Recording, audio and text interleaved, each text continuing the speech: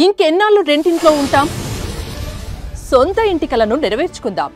Suman TV biggest property expo October 18th, 19th HSCC Novotel Hyderabad. ఇప్పుడే free entry కోసం call చేయండి. నమస్తే, నేను Keshav. Welcome to Suman TV. తెలంగాణలో సంస్థాగత ఎన్నికలకి అన్నీ రెడీ అయిపోయినట్టుగా ముఖ్యంగా రాజకీయ పార్టీలు ఎంతవరకు సన్నద్ధంగా ఉన్నాయి. మరోవైపు కోర్టు కేసులు ఈ ఎన్నికలు జరుగుతాయా లేదా అనే చర్చను కూడా లేవదీస్తున్నాయి. ఈ అంశంపైన విశ్లేషణ చూద్దాం. మనతో పాటు జనసేన పార్టీ నాయకులు, శేర్లింగంపల్లి నియోజకవర్గ ఇన్ఛార్జి డాక్టర్ మాధవరెడ్డి గారు ఉన్నారు. మాధవరెడ్డి గారు నమస్తే. తెలంగాణలో ఎలక్షన్స్ ఇక అంతా రెడీ, డిక్లరేషన్ అయిపోయింది, నోటిఫికేషన్ అంటే షెడ్యూల్ ఇచ్చేశారు, నోటిఫికేషన్ రావడానికి రెడీగా ఉంది, ఎలక్షన్ కోడ్ కూడా అమలు అవుతుంది.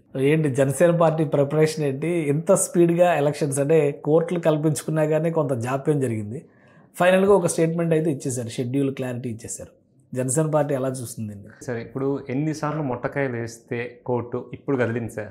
అది కూడా ఏంటంటే కదలాలా వద్దా, ఇదంతా ప్రీ ప్లాన్ ఉంది సార్. ఎలక్షన్స్ జరుగుతాయనైతే నాకైతే నమ్మకం లేదు సార్. ఎందుకంటే రిజర్వేషన్ చూసుకుంటే 42% బీసీలకు, అదర్ కమ్యూనిటీలని చూసుకుంటే 15%, 67% రిజర్వేషన్. మన రాజ్యాంగంలో చాలా వరకు చాలామంది చెప్తున్నారు 50+ పైన కనుక ఉండకూడదు రిజర్వేషన్ అంటారు. సో ఇది కోర్టులో నిలవదు అనేసి ఒకటే ఆర్గ్యుమెంట్ సార్. సెకండ్ ఆర్గ్యుమెంట్ చూసుకుంటే రిజర్వేషన్ చేశారు సార్. రిజర్వేషన్ ఎవరు డిక్లేర్ చేస్తారో ఆర్డీఓ స్థాయి అధికారి ఆర్ కలెక్టర్ స్థాయి అధికారి డిసైడ్ చేస్తారు సార్. కొన్ని గ్రామాలలో చూసుకుంటే ఎస్టీ, ఎస్సీ, బీసీ ఇది ఇచ్చారు సార్. అందుకు ఆ గ్రామంలో ఆ కమ్యూనిటీ వాళ్ళు లేరు సార్. ఒక ఎగ్జాంపుల్, ఒక గ్రామం సార్, అసలు కమ్యూనిటీ లేకుండా రిజర్వేషన్ ఇచ్చింది. ఖమ్మంలో చూస్తున్నాను సార్, రోడ్డు మీదకి వచ్చి గొడవ చేస్తున్నారు. మా ఊర్లో ఎస్టీ వాళ్ళు లేరు, ఎస్టీ రిజర్వేషన్ ఇచ్చారు.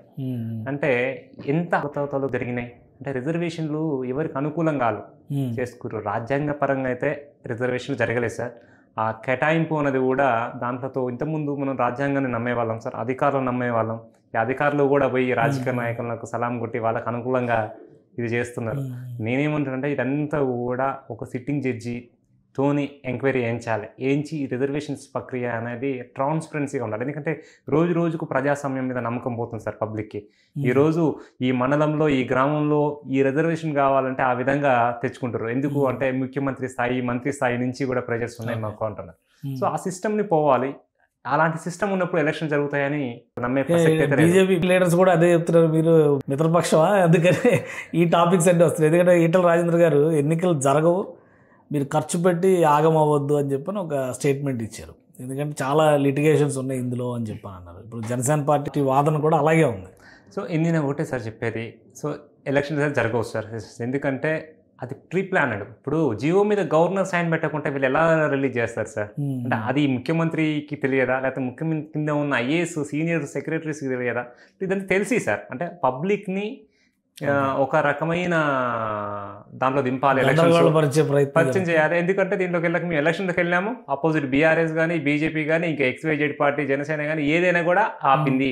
మేము రెడీగా ఉన్నాం, వీళ్ళు ఎలక్షన్లో పోనీయట్లేదు, మమ్మల్ని ప్రజా పరిపాలన సరిగ్గా చేయనియట్లే, ఎప్పుడు ఎలక్షన్స్ పెడితే ఇబ్బంది, మేము ఎప్పుడు పరిపాలన చేయాలి, ఒక ఎలక్షన్ ఒక ఎలక్షన్ వస్తాయి, మేము ఎలక్షన్స్ అన్ని డిసెంబర్ వరకు క్లోజ్ చేసుకుందాం అనుకుని వీళ్ళు చేయనీయలేదు అని ఆ బురద వేరే వాళ్ళ మీద వేయడానికి చేసే ప్రయత్నం Congress government sir. Congress government ఇప్పుడు ఎగ్జాంపుల్ సార్, గవర్నమెంట్ ఫామ్ అయ్యి దాదాపు 2 సంవత్సరాలు అవుతుంది సార్. ఇంకా మంత్రులు కొన్ని శాఖలు మా రేవంత్ అన్న దగ్గరే ఉన్నాయి, ఇంకా అన్ని కూడా ఆయన దగ్గరే పెట్టుకున్నాడు. ముఖ్యమంత్రి సామర్థ్యానికి పరీక్ష కదా అది, అన్ని బలమైన శాఖలన్నీ ఆయన దగ్గర పెట్టుకున్నాడు. అంటే కాంగ్రెస్ లో ఏ డిసిజన్ తీసుకోవాలని ఢిల్లీకి పోవాలి సార్, ఢిల్లీ పోయి డిసిజన్ తీసుకోవాలి. ఆ ఢిల్లీ వాళ్ళు వీళ్ళని డేకరు, వాళ్ళకి అవసరం లేదు. వాళ్ళకి ఏంటంటే కాంగ్రెస్ యొక్క నైజం ఏంటి అంటే సార్ సింపుల్, ప్రజల్ని అవగాహన లేకుండా వీళ్ళు అట్లే ఉండాలి, వీళ్ళకు విపరీతమైన నాలెడ్జ్ వస్తే వీళ్ళు మన నెత్తిన కూర్చుంటారు, వీళ్ళు అక్కడే ఉండాలి అన్న నైజం కాంగ్రెస్ది. బీజేపీ కానీ ఇంకా వేరే మిత్రపక్షాలు ఎన్డీఏలో ఉన్న వాటిలో ఏంటంటే అలా కాదు. బీజేపీ యొక్క ఇంటెన్షన్ వెరీ క్లియర్ సార్, అందరికి కూడా డెవలప్ అవ్వాలి, కంట్రీ డెవలప్ అవ్వాలి. ఇక్కడ కాంగ్రెస్ ఏమో నేను డెవలప్ అవ్వాలనేది ఒక కుటుంబం కోసం, బీజేపీ ఏంటంటే కుటుంబం అంటే నా భారతదేశం మొత్తం కుటుంబం సార్. అందువల్ల ఈ మీరు బాగానే వెనకేసుకొస్తారు కదా, బీజేపీ వాళ్ళు ఏమో మేము ఒంటరిగా పోరాటం చేస్తాం ఎన్నికల్లో అంటున్నారు. స్థానిక ఎన్నికల్లో ఏంటి ఏమైనా అవగాహన ఉంటాయా? BJP, TDP, Janasena same equation ఏమైనా ఉంటుందా లేదా ఎవరికి వారేనా ఇక్కడ? సార్ ఒంటరి ఏం లేదు సార్. మా అధినేత పవన్ కళ్యాణ్ గారు ఎన్డీఏ కూటమిలో కీలకంగా ఉన్నారు. మీరు చాలా ప్రత్యక్షంగా చూశారు. చాలాసార్లు మోడీ గారు ఎంత ఆప్యాయంగా, ఎంత క్లోజ్గా తీసుకుంటున్నారు మీరు చూస్తున్నారు. ఎన్డీఏకు మేజర్గా కీలక పాత్ర పోషించారు సార్ ఆంధ్రప్రదేశ్లో ఎన్డీఏ కూటమికి. ఆ ఎన్డీఏ కూటమి వచ్చిన ఎంపీ సీట్లే ఈరోజు గవర్నమెంట్ నిలబెట్టాయి, మన బీజేపీ గవర్నమెంట్ని. కాబట్టి ఎవరెవరో ఏదో మాట్లాడతారు సార్, అవగాహన లేకుండా మెచ్యూర్ మైండ్ లేకుండా మాట్లాడతారని నేను అనుకుంటున్న నా వ్యక్తిగత అభిప్రాయం.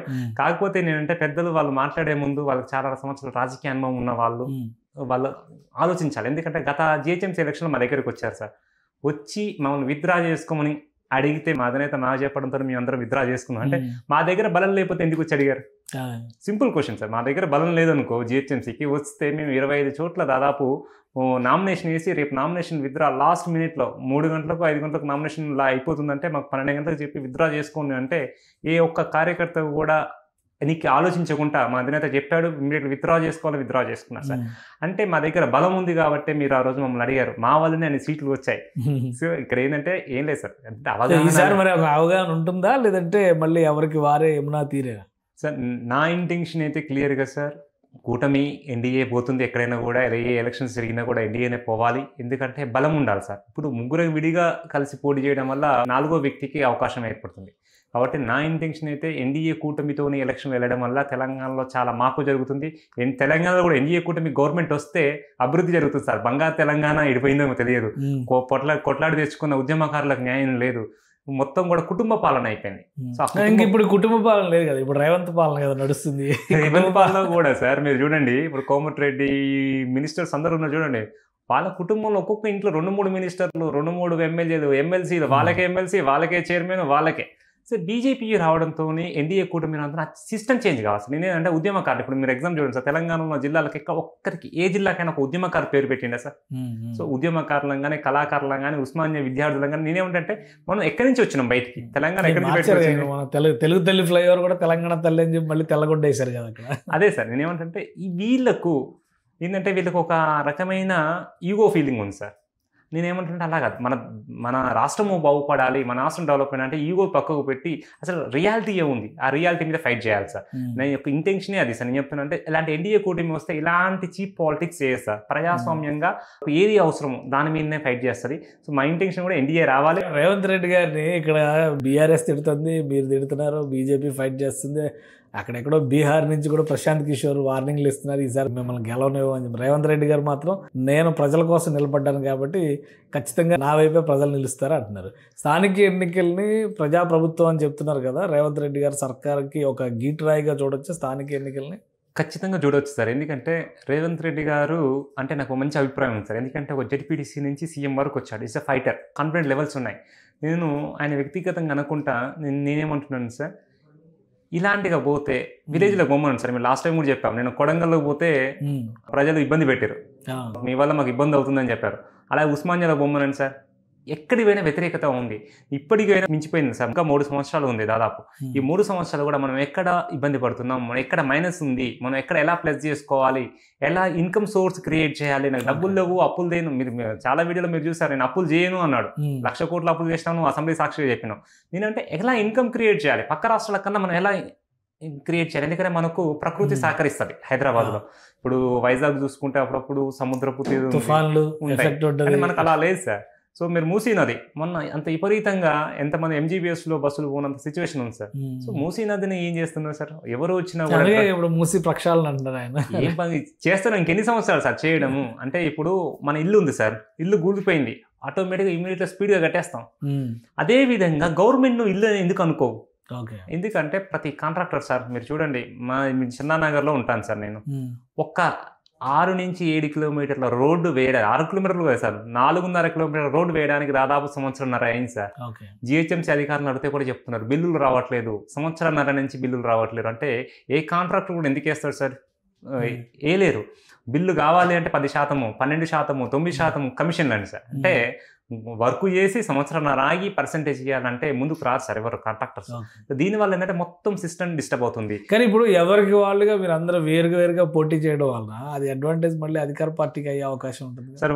దీని ఏంటంటే ఓటు చీలదు సార్ కంపల్సరీ. ఈరోజు సిచ్యువేషన్ ఇలా ఉందా కానీ ఎలక్షన్ల ముందు ఎలక్షన్ సిచ్యువేషన్ వచ్చినప్పుడు మాత్రం ఓటుని చీలనివ్వడు. మా అధినేత పవన్ కళ్యాణ్ గారు ఏంటంటే ఆయన లాభం కన్నా ముఖ్యంగా రాష్ట్రానికి ఏం మేలు జరుగుతుంది అనేది ఆయన ఐడియాలజీ సార్. సో ఓటు అయితే ఖచ్చితంగా చీలదు. నా ఇంటెన్షన్ అయితే ఎన్డీఏ కూటమి కలిసే పోటీ చేయాలి. ఎందుకంటే నేను చూసాను సార్, బీజేపీకి ఏమంత పెద్ద బలం అయితే లేదు నేను అనుకోవడం. ఎందుకంటే కొన్ని చోట్ల 1500, 2000 ఓట్లు వచ్చిన ఎమ్మెల్యేలు కూడా ఉన్నారు. మనం చాలా ధర్మపురి అలాంటి కొన్ని నియోజకవర్గాలు తీసుకుంటే 1000, 1500, 2000 ఓట్లు వచ్చినాయి. సో మీరు వాటితో కూడా కంపేర్ చేసుకోండి. 8 చోట్ల గెలిచారు, ఇట్స్ రియల్లీ గుడ్, ఇంకా కాదనట్లే. కాకపోతే మేము కూడా జనసేన లోకల్ నాయకత్వం వద్దు ఉంటుంది కదా, ఈ పొత్తులు గిత్తులు ఏం వద్దు, మేము ఒంటరిగా పోతా ఉంటుంది. అదే సార్, ఇక్కడ ఏంటంటే అవగాహన, వాళ్ళు పూర్తిగా అవగాహన చేసుకుంటే, ఎందుకంటే ఏదో ఒక ఆవేశంలో ఒక రిపోర్టర్ అడగగానే ఎమ్మటే ఆన్సర్ చెప్పడం కన్నా మొత్తం మనం ఉన్న 360 degrees ఆలోచించడం వల్ల లాభమా లాసా అనేది, నేనేమన్నా సార్, నేను ఒక్కరిని ఉన్నా, ఒక్కరు ఇంకొకరికి తోడేశారు ఖచ్చితంగా. ఒక్క ఓటు కూడా అవసరమే. ఈ సర్పంచ్ ఎలక్షన్స్లో, ఎంపీటీసీ ఎలక్షన్లో ఒక్క ఓటుతో ఓడిపోయిన వాళ్ళు చాలా మంది ఉన్నారు సార్.